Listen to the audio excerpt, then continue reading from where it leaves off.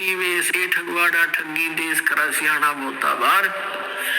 लोगों ये धानक रूप रहा करतार। देखो ये धानक रूप, ये दुल्हा रूप में बैठा ये भगवान, ये भगवान। ये श्री गुरु ग्रंथ साहिब जी के प्रश्न नंबर 24 पर ये वाणी पूरी अंकित है। गुरु ग्रंथ साहिब के 721 पृष्ठ पर कहा है कि एक अर्ज गुप्तन पेश तोदर कून करतार, हक्का कबीर करीम तू बे अपरोधिकार।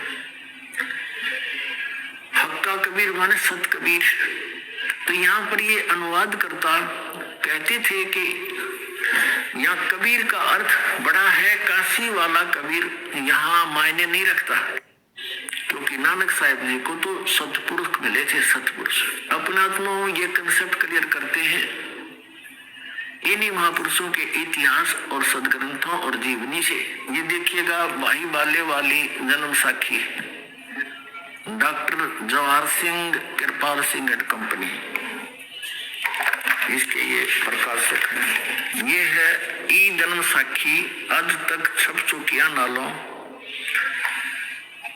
वड्डी है, सब तो वड्डी ते पुरातन है। भाई बाले वाली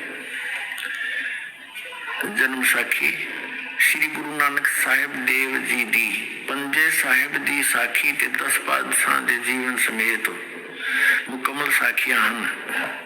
doctor Jawahar Singh Kirpal Singh and company, प्रकाशक पुस्तकों वाले, गली नंबर 8 बाग रामानंद, अमृतसर। अब इसमें आपको दिखाते हैं 252 पृष्ठ पर, ये 251 पृष्ठ पे है।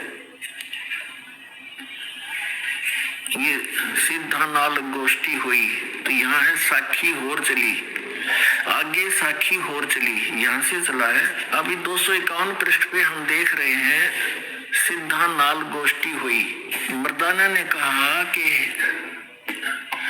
मर्दाना जी आख्या जी तू ता निरंकार है, तू तो खुद परमात्मा है, आगे का कोई भी ना ही आपके आगे कोई नहीं ठहर सकता, सभी भस्म हो जाते हैं। ता गुरु नानक जी वचन कीता मर्दाना, असानू करतार ने ऐसा वड्डा गुरु मिलाया है।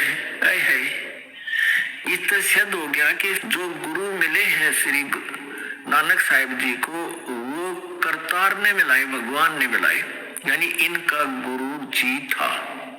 ये कंसेप्ट हुआ क्लियर। आगे देखो, असानू करतार ने एडा वड्डा गुरु मिलाया है। जो करतार थी असाडी दृष्टि विच तले नहीं आंदा, यानी परमात्मा से कम नहीं, और उसकी कृपा बिना हमें वो दिखाई नहीं देता। तो यहाँ फिर आगे चले, यह साखी होर चली, ये साखी होर चली। इसमें फिर आगे मर्दाना ने पूछा, ये मीना पर्वत की साखी है, 252 पृष्ठ पे सीधा नाल गोष्ठी हुई। तो फिर मर्दाना पूछिया जी तुसानू जो गुरु मिलिया सी उसका नाम की है।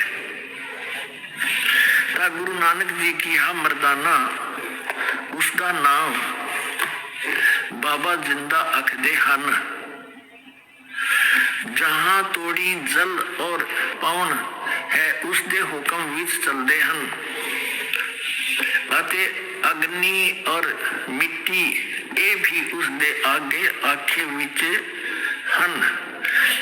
और जिस ताही बाबा जिंदा मिलेगा उस ताही बाबा आखना चाहिए, और ताही बाबा नहीं आखना, यानी सबका दादा वो है और किसी को दादा भी मत कह दिए, सबका बाबा वही है। ता मर्दाने कि हाँ गुरु जी असी भी तो तुहाडे नाल सी फिरदे आए ते तुसानू कद मिलिया है। ता गुरु नानक जी की हाँ मर्दाना अजे तू असाथ ही नहीं आया से, तुम्हारे साथ नहीं था। जद असी मिलन गए से ता मर्दाने किहा जी कद गए से ता गुरु जी किहा जद सुल्तानपुर विच डुबकी लाई सी। सुल्तानपुर में दरिया में डुबकी लाई सी। तब मर्दाने असी 3 दिन उसे पासे रहे से, 3 दिन उसी के पास रहे थे। मर्दाना भाई वाला जानते हैं। मर्दाना वो ऐसा गुरु है जो जिसकी सता संपूर्ण जगत नू आसरा दे रही है। ਅਤੇ ਮਰਦਾਨਾ ਜਿੰਦਾ ਉਸ ਨੂੰ ਕਹਿੰਦੇ ਹਨ ਜੋ ਕਾਲ ਕੇ ਵਸ ਨਾ ਹੋਏ। ਹੱਥੋਂ ਕਾਲ ਉਸ ਦੇ ਵਸ ਹੋਈ ਤਾਂ ਮਰਦਾਨਾ ਕਿਹਾ ਜੀ ਉਸ ਦਾ ਰੰਗ ਕੀ ਹੈ ਅਤੇ ਉਸ ਦਾ ਆਸਨ ਕਿੱਥੇ ਹੈ। ਤਾਂ ਗੁਰੂ ਜੀ ਕਿਹਾ ਮਰਦਾਨਾ ਉਸ ਦਾ ਰੰਗ ਲਾਲ ਹੈ, ਪਰ ਉਸ ਲਾਲੀ ਨਾਲ ਕੋਈ ਵੀ ਲਾਲੀ ਮਿਲਦੀ ਨਹੀਂ ਅਤੇ ਉਸ ਦੇ ਰੋਮ स्वर्ण दे रंग दे हन, सोने के रंग है, पर उन्हां दे नाल सोना भी दख नहीं देता है। अब इसे सिद्ध हो गया कि उनको बेई नदी में जब डुबकी लगाई तब उनको गुरु मिला। अब और दिखाते आपको कंसेप्ट क्लियर करते हैं। ये है प्राण संगली और ये कहाँ से छपी है। प्राण संगली प्रथम भाग यहाँ से प्रकाशक है बेलवेडिया प्रिंटिंग वर्क्स। ये 56A/13 मोतीलाल नेहरू रोड इलाहाबाद। इसके संपादक कौन है? तो संत संपूर्ण सिंह जी। ये देखिएगा गुरुमुख जनों का सेवा विलासी सटीपन उल्थाकार संपूर्ण सिंह तरनतारन पंजाब से। और इसके देखो 15वें पृष्ठ पे नानक साहिब का जीवन चरित्र है। ये 15 पृष्ठ पे देखिएगा नीचे। संवत 1554 में गुरुजी एक दिन नियमानुसार पहर रात रहे सेवक के साथ बेई नदी पर स्नान करने को गए तो वहां एक साधु से भेंट हुई जिसने चेताया कि बाबा नानक जी तुम किस काम के लिए इस संसार में भेजे गए हो, तुम्हारे लिए सच्चे दरबार से क्या आज्ञा है और क्या कर रहे हो। इस पर गुरुजी उस साधु के साथ बेई नदी में घुसकर और 3 दिन तक गुप्त रहे। लोग अपनी अपनी समझ के अनुसार कोई कहते थे कि डूब गए, कोई और कुछ अनुमान करते थे, परंतु वास्तव में गुरुजी अपने शरीर को योग बल से समाधि दशा में नदी में स्थापित करके सतपुरुष के चरणों में सतनाम का खुल्लम खुल्ला उपदेश करने की आज्ञा के लिए सचखंड में गए थे। 3 दिन पीछे जब वह नदी से निकले तो मोदी खाने में जाकर सब सामग्री सीधा साधु और रूखों को लुटा दिया।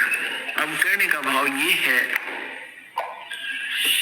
कि इनको कौन मिले थे, उन्होंने कंसेप्ट क्लियर कर दिया कि मुझे एक साधु मिला था। अब आपको हिंदी में भी दिखाते हैं, ये देखिएगा ये हिंदी वाली है, ये भाई बाले वाली जन्म साखी। और ये कहाँ से छपी है? भाई सतर सिंह जीवन सिंह अमृतसर पे। भाई बाले वाली श्री गुरु नानक देव जी की जन्म साखी ये यहाँ से छपी अमृतसर से। ये इधर ये भाई सतर सिंह जीवन सिंह बाजार माई सेवा अमृतसर यहाँ से। यहाँ पृष्ठ नंबर 197 पे काजी रुकन दीन सूरा था, उसके साथ वार्ता हो रही है नानक जी की। नानक आखे रुकन दीन सच्चा सुनो जवाब, चारों कूट सलाम कर ता तू ही होए सवाब। अब 198 पे कहते हैं खालक आदम सिरजिया आलम बड़ा कबीर और कायम दायम कुदरती सिर पीरा दे पीर। अब देखो यहाँ आलम बड़ा कबीर और सब पीरा दे पीर, सिर पीरा दे पीर। इसका अर्थ ही सीधा सा हो गया। अगर यहाँ कबीर का अर्थ कोई बड़ा करता है गुरु ग्रंथ साहिब में 721 पृष्ठ वाले को, तो उसको यहाँ भी देखना चाहिएगा। नानक साहिब जी ने ये कंसेप्ट क्लियर कर दिया। वड्डा अलग लिखा है, कबीर अलग लिखा है। जिस खालक यानी परमात्मा ने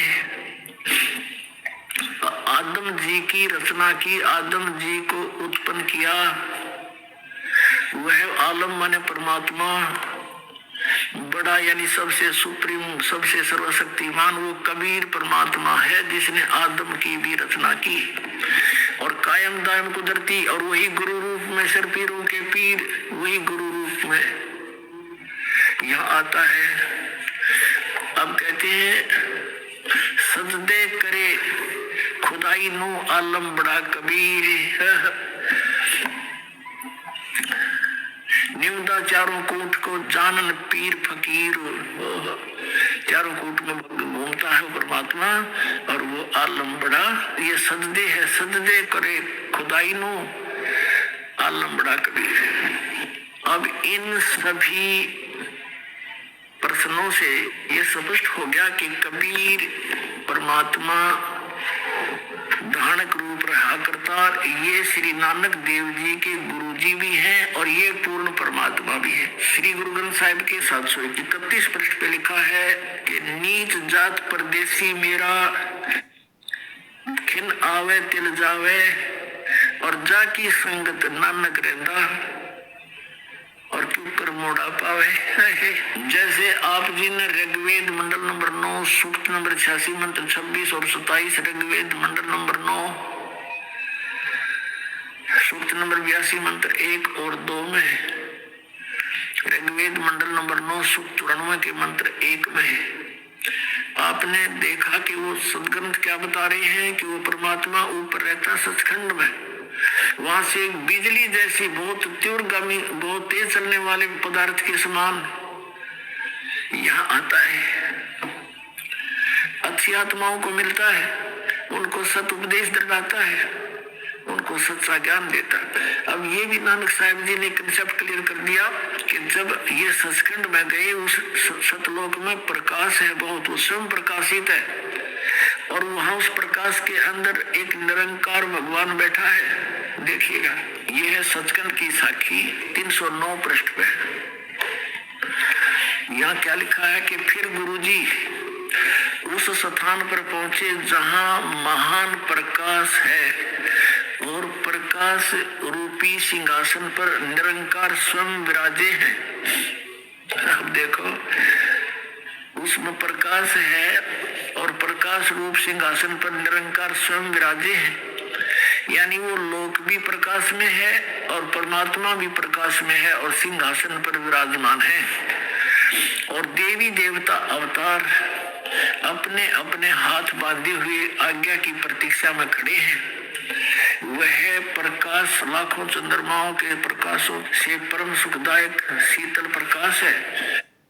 तब गुरुजी ने वहां स्तुति की, विष्णु जी की उपस्थिति में वह स्थान परम रम्य हो रहा था।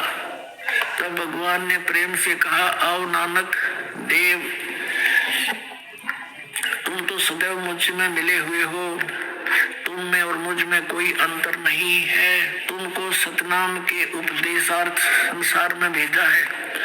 तब गुरुजी ने कहा कि हे सर्वज्ञ, जहाँ आपकी आज्ञा थी वहाँ सतनाम का प्रकाश मैंने किया है और जहाँ जो आज्ञा होगी वहाँ मैं पूर्ण करूँगा। यह कहकर गुरुजी ने शब्द कहा। अब इस बात को समझना है कि इसमें जब कोई वार्ता हुई है भगवान की, जहाँ आपकी आज्ञा थी वहाँ सतनाम का प्रकाश मैंने किया है और जहाँ आपकी आज्ञा होगी वहीं पूर्ण करूंगा। इससे सिद्ध हो गया कि श्री नानक जी को भी परमात्मा ने स्पष्ट शब्दों में मना किया था कि इस सतनाम को अभी किसी को बताना नहीं, जो 2 अक्षर का। पुण्यात्माओं, ये तो स्पष्ट हो गया, कबीर इज गॉड।